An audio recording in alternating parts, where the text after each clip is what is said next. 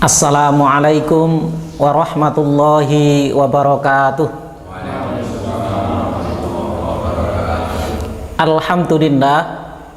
Alhamdulillahilladzi an'ama alaina bi ni'matil iman wa arsyadana bidinil islam wa hadana bil qur'an. Asyhadu an la ilaha illallah wahdahu la syarikalah wa asyhadu anna muhammadan abduhu wa rasuluhu la nabiyya ba'dah. Allahumma sholli wa sallim wa barik ala nabiyyina Muhammadin wa ala alihi wa ashabihi ajma'in. Rabbi shrah li sadri wa yassir li amri wahlul 'uqdatam min lisani yafqahu qawli, amma ba'd. Ma'asyiral muslimin rahimakumullah. Marilah bersama-sama kita sanjungkan rasa syukur kehadirat Allah Subhanahu wa taala atas limpahan nikmat, rahmat, taufik dan hidayahnya. Maka sampai pada waktu ini bersama-sama kita bisa menjalankan di antara kewajiban kita selaku mukmin di bulan Ramadan, yaitu menjalankan ibadah siam, ibadah puasa. Ma'asyiral muslimin rahimakumullah. Dalam kehidupan manusia ada perkara yang menjadi perhatian besar bagi manusia. Dalam dunia jurnalistik, perkara ini, masalah ini menjadi pilihan utama saat memilih berita. Hal itu adalah tentang kematian. Setiap kali sebuah media dihadapkan pada pilihan tema untuk diangkat, maka apabila ada pilihan untuk memberitakan tentang kematian manusia, maka hal itu menjadi pilihan utama untuk dikabarkan, untuk diberitakan. Pada kesempatan kali ini bersama-sama insya Allah kita akan mengkaji bagaimana Islam sebagai agama yang sempurna dan paripurna mengkaji, memberikan pandangan dan tuntunan kepada kita semua tentang kematian itu. Ma'asyiral muslimin rahimakumullah. Kita awali kajian kita ini dengan melihat fakta dan fenomena yang terjadi dalam masyarakat saat terjadi peristiwa kematian. Kita ambil contoh, misalnya ada seseorang yang terkena penyakit. Beberapa saat yang bersangkutan sakit dan kemudian meninggal dunia, maka banyak orang yang membicarakan orang yang meninggal dunia itu dengan memberikan komentar, si fulan itu meninggal karena sakit. Di kesempatan yang lain, barangkali ada peristiwa kecelakaan. Di antara yang mengalami kecelakaan itu ada yang meninggal dunia. Maka banyak kemudian orang berkomentar terhadap yang meninggal dunia itu bahwa si fulan itu meninggal dunia karena kecelakaan. Ma'asyiral muslimin rahimakumullah. Kita nanti akan melihat, kita akan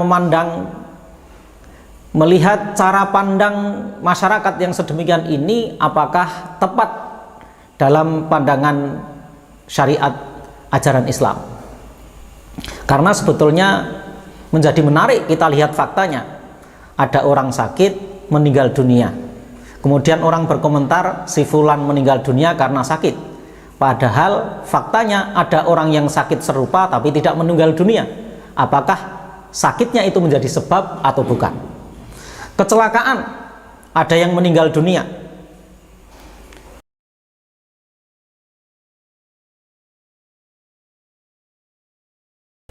Apakah di si fulan bisa jadi ada kecelakaan yang lain dengan proses kecelakaan yang lebih berat, tetapi ternyata tidak menyebabkan yang bersangkutan kemudian meninggal dunia. Ma'asyiral muslimin rahimakumullah. Maka dalam pandangan Islam ada dua hal terkait dengan peristiwa kematian itu. Ada yang disebut sebagai ahwalul maut dan disebut sebagai asbabul maut. Ahwalul maut adalah keadaan-keadaan, kondisi-kondisi yang biasanya beriringan dengan proses kematian. Sifatnya tidak pasti. Dan disinilah sebetulnya manusia mampu untuk mengetahui.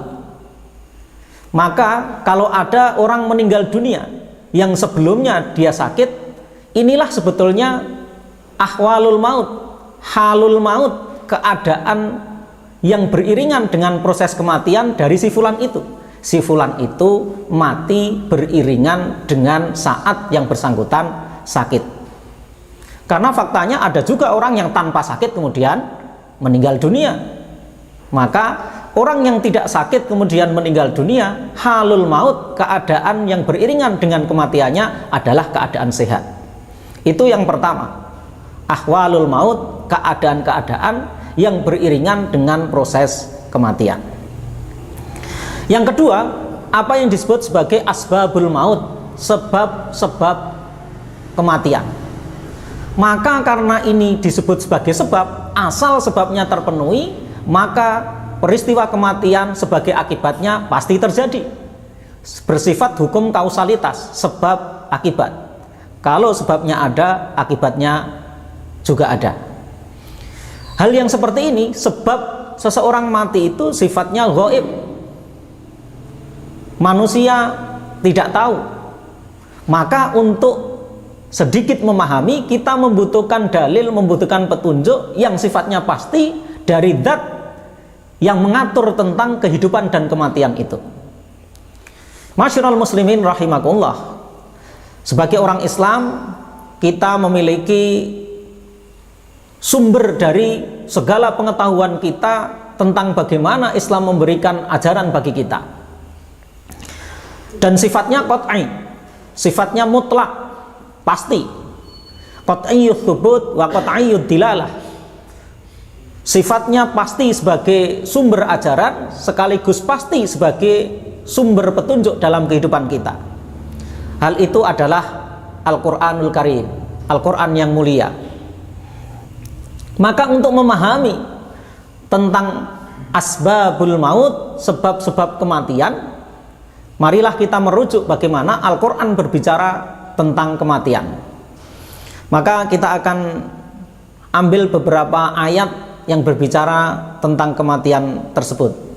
Yang pertama, ma'asyiral muslimin rahimakumullah, kita bisa melihat dalam Al-Quran surah Ali Imran ayat 145. Allah subhanahu wa ta'ala berfirman, wa ma kana li nafsin an tamuta illa biidnillahi kitaban muajjala. Sesuatu yang bernyawa tidak akan mati melainkan dengan izin Allah. Illa biidnillah, kematian hanya akan terjadi dengan izin Allah. Kitaban muajjala, sebagai ketetapan yang telah ditetapkan waktunya.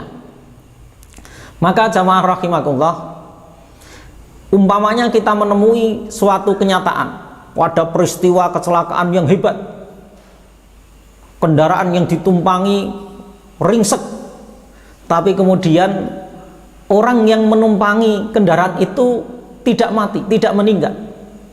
Maka menurut ayat ini bahwa kematian hanya akan terjadi dengan izin Allah dan waktunya sudah ditentukan oleh Allah Subhanahu wa taala. Maka saat menemui fakta yang sedemikian ini, kecelakaan hebat tetapi orangnya tidak meninggal dunia, cara pandang kita adalah bahwa orang itu tidak meninggal dunia bukan karena sakti mandraguna, tetapi yang bersangkutan tidak meninggal dunia karena Allah belum mengizinkan yang bersangkutan untuk meninggal dunia. Kenapa belum diizinkan oleh Allah? Karena belum sampai ketentuan waktu yang sudah ditentukan oleh Allah subhanahu wa ta'ala. Itu yang pertama. Surah Ali Imran ayat 145 memberikan pandangan kepada kita, memberikan ajaran, tuntunan kepada kita bahwa kematian itu akan datang dengan izin Allah dan waktunya sudah ditentukan. Ayat yang kedua yang bisa kita ambil sebagai bahan kajian kita saat mengkaji tentang kematian, bisa kita dapati dalam Al-Quran surah Az-Zumar ayat 42. Allah subhanahu wa ta'ala berfirman, Allahu yatawaffal anfusa hina mautiha wallati lam tamut fi manamiha. Allah memegang jiwa, memegang nyawa orang ketika matinya, dan memegang jiwa, memegang nyawa orang yang belum mati di saat tidurnya. Jadi perlu kita fahami apa sebetulnya perbedaan antara hidup dan mati itu dalam pandangan Islam. Yang disebut hidup adalah ma ijtama'a bainar ruh wal jasad. Yang disebut hidup adalah saat di mana berkumpul menjadi satu antara ruh dengan jasad. Sementara yang disebut dengan mati, ma huwal maut, al mautu huwa ma iftaraqa bainar ruh wal jasad. Saat terpisah antara ruh dengan jasad. Asal ruh dengan jasad menjadi satu, maka dia hidup. Dan sewaktu ruh dan jasad terpisah, maka itulah saat kematian. Dalam ayat ini Allah Subhanahu wa ta'ala berfirman bahwa saat seseorang mati, maka ruhnya dalam genggaman Allah Subhanahu wa ta'ala. Dan bagi yang hidup, saat tidurnya juga digenggam oleh Allah Subhanahu wa ta'ala nyawanya. Dan memang orang yang tidur itu syibhul maut, seperti dalam keadaan mati, seperti orang yang mati. Maka orang yang tidur juga adalah termasuk di antara 3 jenis orang yang rufi'al qalam, yang diangkat hukum, tidak terkena hukum. Jadi ada 3 jenis manusia yang tidak terkena hukum. Yang pertama anis sobiyyi hatta yahtalima, seorang bayi sampai dengan dia bermimpi, sampai dengan baliknya dia tidak terkena hukum. Jadi kalau kita dapati di bulan Ramadan seperti ini, siang hari kok ada manusia yang makan, minum dengan sengaja di siang hari, tapi ternyata dia anak kecil, tidak berdosa. Karena anis sobiyyi hatta yahtalima, dari bayi sampai dengan dia balik tidak terkena hukum. Yang kedua, anin naimi hatta yastaiqido, dari orang yang tidur sampai dengan dia bangun. Maka kalau ada orang yang mengigo, ngelindur, umpamanya ngelindur keluar dari rumahnya, kemudian mengambil rambutan milik tetangga, dia tidak dianggap sebagai mencuri, asal ngigo beneran. Beda kalau kemudian ngigonya tiap malam dan ambilnya selalu 5 kilo tiap malam. Nah, itu ngigo buat-buatan, tidak terkena hukum kalau ngigo beneran. Yang ketiga, anil majnuni hatta yafido, dari orang yang gila sampai dia sembuh.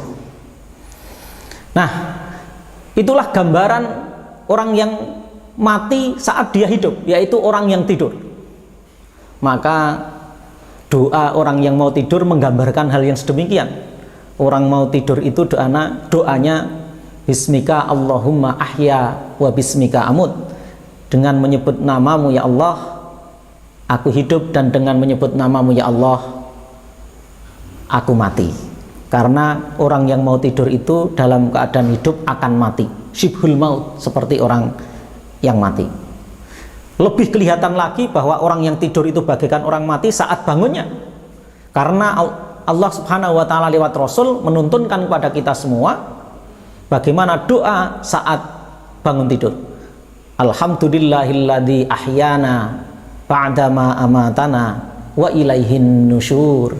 Segala puji bagi Allah yang telah menghidupkan kami setelah mematikan kami, dan kepadanya lah kita semua akan kembali. Karena memang saat tidur itu kita bagaikan mati, dan saat bangun kita dihidupkan oleh Allah Subhanahu wa ta'ala. Yang ketiga, jamaah rahimakumullah, ma'asyiral muslimin, kita bisa melihat dalam Al-Quran surah Al-Baqarah ayat 258, Allah Subhanahu wa ta'ala berfirman, Rabbiyalladzi yuhyi wa yumit, Tuhankulah zat yang menghidupkan dan mematikan. Dari ayat ini maka kita orang yang yakin dengan Al-Quran sebagai sumber ajaran dalam kehidupan kita hanya meyakini bahwa satu-satunya zat yang bisa menghidupkan dan bisa mematikan adalah Allah Subhanahu wa ta'ala. Nanti di bagian akhir kita akan melihat bagaimana efek, bagaimana pengaruh keyakinan yang benar tentang kematian itu akan ada bedanya antara keyakinan yang benar tentang kematian dengan keyakinan yang salah tentang kematian itu. Di antaranya keyakinan tentang bahwa yang bisa menghidupkan dan mematikan hanyalah Allah Subhanahu wa ta'ala. Maka di antara sifat Allah adalah Allahu huwal muhyi wa huwal mumit. Allah lah zat yang maha menghidupkan dan maha mematikan. Ma'asyiral muslimin rahimakumullah. Kita lihat ayat yang lain yang berbicara tentang kematian. Dalam surah Al-Baqarah ayat 28 Allah Subhanahu wa ta'ala berfirman, kaifa takfuruna billahi wa kuntum amwatan fa ahyakum thumma yumitukum thumma yuhyikum thumma ilaihi turja'un. Mengapa kamu kafir kepada Allah? Wa kuntum amwatan, padahal dulu kalian semua adalah mati. Fa ahyakum, maka Allah kemudian hidupkan kalian semua. Thumma yumitukum, kemudian Allah pasti akan mematikan kalian semua. Thumma yuhyikum, kemudian Allah pasti akan menghidupkan kembali kalian semua. Thumma ilaihi turja'un, kemudian kepadanya lah kalian semua akan kembali. Ma'asyiral muslimin rahimakumullah. Ayat ini memberikan penjelasan kepada kita semua tentang perjalanan manusia, perjalanan mati dan perjalanan hidupnya, bahwa ternyata perjalanan kita mengalami dua kematian dan dua kehidupan. Perjalanan manusia diawali dari kematian. Tadi sudah kita sampaikan bahwa pengertian kematian adalah ma iftaraqa bainar ruh wal jasad, saat terpisah antara ruh dengan jasad. Kapan mati yang pertama itu? Mati yang pertama adalah saat kita berada di alam ruh. Saat berada di alam ruh, ruh kita ada tapi jasad kita belum ada. Maka tidak mungkin untuk bertemu untuk jadi satu. Maka kita berada dalam kondisi mati. Fa'ahyakum, maka kemudian kita dihidupkan oleh Allah Subhanahu wa ta'ala. Kapan itu? Kita dihidupkan oleh Allah Subhanahu wa ta'ala dalam pandangan agama Islam adalah saat usia kita 120 hari dalam kandungan ibu kita masing-masing. Karena pada saat itulah fa'angfuhu fihi ruh, maka aku tiupkan ke dalam janin itu ruh. Saat mulai bertemu antara jasad dengan ruh, itulah hidup. Itulah hidup yang pertama. Saat usia 4 bulan atau 120 hari dalam kandungan ibu kita masing-masing. Berapa lama hidupnya? Hidup yang pertama ini beraneka macam. Ada yang bahkan saat masih dalam kandungan sudah kemudian mati, lahir sudah dalam keadaan mati. Ada yang diberi umur ukuran jam, ada yang diberi umur ukuran hari, ada yang diberi umur tahunan, ada yang belasan tahun, ada yang 20 tahun lebih, ada yang bahkan 90 tahun belum mati-mati. Itu jatah yang diberikan oleh Allah Subhanahu wa ta'ala kepada kita masing-masing. Hidup yang pertama, hidup di dunia. Tsumma yumitukum, kemudian pasti Allah akan mematikan kalian semua. Semua yang hidup, manusia yang hidup di dunia ini pasti mati. Jadi kita semua yang saat ini hidup, karena kita sekarang hidup di dunia, ya pasti kita akan mati. Gara-gara kita ini hidup di dunia, pasti akan mengalami mati. Tidak ada orang yang hidup seterusnya di dunia, pasti suatu saat akan mati sesuai kitabam muajjalah, sesuai waktu yang sudah ditetapkan oleh Allah Subhanahu wa ta'ala. Ma'asyiral muslimin rahimakumullah. Tapi belum selesai perjalanan manusia saat kehidupan di dunianya ini sudah habis kemudian mati. Karena Allah berfirman, tsumma yuhyikum, setelah nanti kita dimatikan, mati kita yang kedua itu kita dipisahkan antara ruh dengan jasad. Jasad kita kalau normal dikubur di kuburan, ruh kita berada di alam barzah, terpisah. Maka saya sering berpesan bagi mereka-mereka yang ketakutan saat datang ke kuburan. Tidak usah takut, karena di situ hanya ada jasadnya. Di situ tidak ada ruhnya. Kalau ruhnya juga di situ kumpul, hidup pasti dia. Nah, suatu saat pasti kita akan dihidupkan lagi oleh Allah Subhanahu wa Ta'ala. Kapan itu? Yaumul Ba'ats, hari kebangkitan. Saat hari kebangkitan nanti, semua kita akan dihidupkan kembali oleh Allah Subhanahu wa Ta'ala, dipertemukan lagi antara ruh dengan jasad saat nanti di akhirat. Untuk apa? Untuk mempertanggungjawabkan semua apa yang kita lakukan saat kita diberi kesempatan hidup yang pertama di dunia ini. Kita lihat ayat yang berikutnya tentang kematian itu.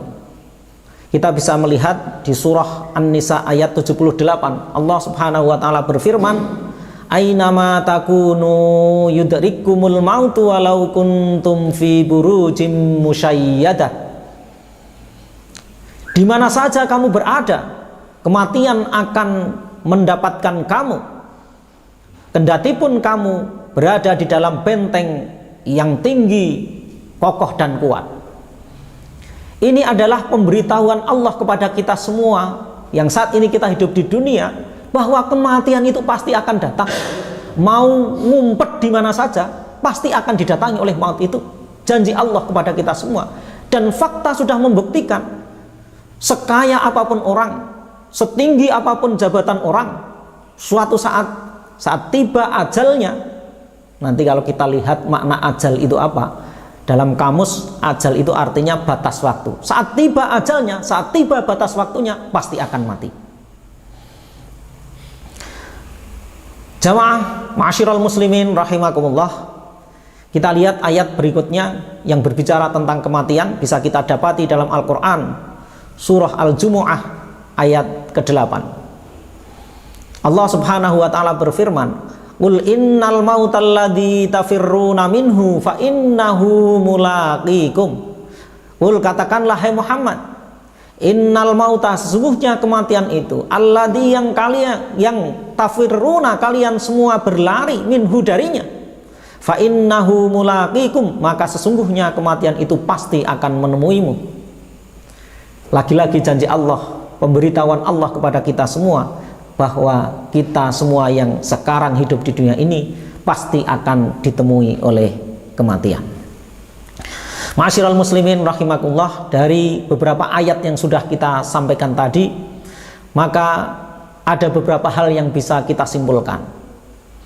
Di antaranya adalah bahwa kematian itu yang memberikan kepada kita semata-mata hanyalah Allah. Allahu wal muhyi wa huwal mumit. Allah zat yang maha menghidupkan sekaligus zat yang maha mematikan. Penyebabnya apa? Penyebabnya adalah saat datang ajalnya. Di awal kajian kita tadi, kita sudah menyampaikan ada dua hal, ahwalul maut wa asbabul maut. Ahwalul maut, keadaan yang beriringan dengan kematian. Asbabul maut, sebab-sebab kematian. Asbabul maut, sebab-sebab kematian adalah saat tiba ajalnya. Ini hukum kausalitas, hukum sebab akibat. Asal sudah sampai kepada ajalnya, sampai kepada batas waktunya, pasti akan mati. Tidak urusan dia kaya, tidak urusan dia pangkatnya tinggi, tidak urusan dia sehat. Asal sudah sampai datang ajalnya, pasti akan mati. Itulah sebab kematian. Tanpa harus sakit, tanpa harus kecelakaan, tanpa harus jadi orang miskin, tanpa terkena virus corona, asal sudah sampai ajalnya pasti akan mati. Nah, ma'asyiral muslimin rahimakumullah, ada dalil-dalil penguat yang lain, diantaranya surah Al-Munafikun ayat 11. Allah berfirman, "Walai yuakhirallahu nafsan idza jaa ajaluha." Dan sekali-kali Allah tidak akan menangguhkan kematian seseorang apabila telah datang ajalnya, telah datang batas waktunya. Di surah An-Nahl ayat 61 juga Allah Subhanahu wa Ta'ala berfirman dengan kandungan yang kurang lebih sama, fa idza jaa ajaluhum la yastakhiruna sa'atan wa la yastaqdimun. Fa idza, maka apabila jaa, telah datang, ajaluhum, batas waktu mereka, la yastakhiruna sa'atan, Mereka tidak akan bisa mengakhirkan saatan walau sesaat, wala yastaqdimun, juga tidak bisa memajukan walau sesaat. Saat datang ajalnya, saat itu juga seseorang akan menemui kematiannya. Masyiral muslimin rahimakumullah. Dari pandangan yang sedemikian ini bisa jadi orang kemudian justru menjadi salah faham, memiliki faham yang salah tentang kematian. Kalau memang kematian itu sudah ditentukan waktunya, sudah ditentukan batas waktu hidup seseorang, maka barangkali kemudian ada orang yang bersifat fatalis. Kalau begitu ya sudah, orang sakit biarkan saja, kalau belum sampai ajalnya kan tidak mati juga. Ada orang kecelakaan, sakit parah, biarkan saja, kalau belum sampai ajalnya kan tidak mati juga. Ini pandangan yang tidak pas. Karena apa? Saat sakit kita berobat, kita berikhtiar untuk menjadi sehat, maka sungguh yang memberikan sehat memang Allah, tapi ikhtiar kita dengan cara yang benar sesuai syariat Islam untuk mendapatkan kesehatan itu menjadi salah satu bagian yang bernilai amal soleh bagi kita semua. Saat ada orang yang kecelakaan, kita bantu agar kemudian dia menjadi sehat kembali. Memang yang menjadikan sehat itu Allah Subhanahu wa ta'ala, tetapi ikhtiar kita, usaha kita menolong orang agar dia menjadi sehat, menjadi bagian dari amal soleh kita. Maka pada bagian akhir kita sampaikan bahwa yang penting dalam urusan kematian itu adalah kita berikhtiar agar mendapati halul maut yang baik, keadaan yang beriringan dengan kematian dalam keadaan yang baik. Bukankah kita kenal dalam kehidupan kita ini ada dua istilah, husnul khotimah dan su'ul khotimah, akhir yang baik dan akhir yang buruk. Itu urusannya bukan urusan sebab matinya, karena kalau sebab matinya semuanya sama, yaitu ajal, tetapi keadaan yang beriringan dengan proses kematian itu.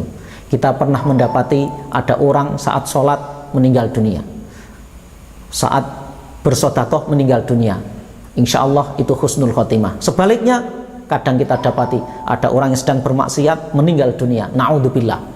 Maka itulah yang bisa kita ikhtiari, yang bisa kita usahakan, kita mendapati halul maut, keadaan yang beriringan dengan kematian kita adalah keadaan yang baik.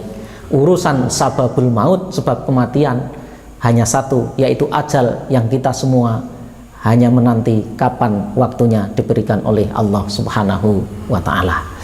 Bagian akhir kami sampaikan, di antara manfaat dari pemahaman tentang kematian yang benar adalah, pertama, kita akan memiliki sifat syaja'ah, berani, karena kita yakin bahwa urusan mati ada di tangan Allah. Sejauh yang kita lakukan adalah sesuatu yang benar sesuai dengan syariat, kita menjadi orang yang berani.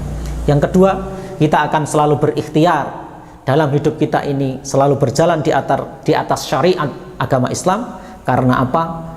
Kita tidak tahu kapan ajal itu datang. Kita kepingin saat ajal datang kita berada dalam keadaan muslim. Wala tamutunna illa wa antum muslimun. Itu diantara hikmah yang bisa kita dapati dengan pemahaman mati yang benar. Tentu tidak sempurna apa yang kami sampaikan ini, banyak salah dan kurangnya mohon maaf, semoga bermanfaat. Akhiran, al-afu minkum, billahi taufiq wal hidayah, fastabiqul khairat. Assalamualaikum warahmatullahi wabarakatuh.